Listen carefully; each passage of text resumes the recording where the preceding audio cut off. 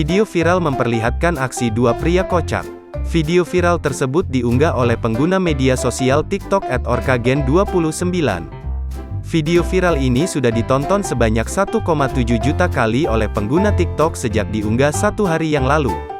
Rekaman video memperlihatkan suasana salat Id yang tidak disebutkan di mana lokasinya.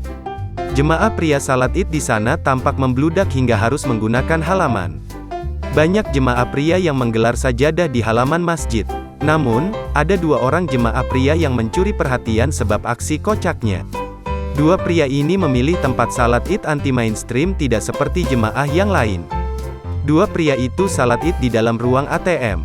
Mereka tampak santai menggelar sajadah di dalam sana. Bahkan satu pria yang berada di dalam ruang ATM terlihat berbaring tengkurap. Dia tampak menikmati ruangan ber-AC tersebut.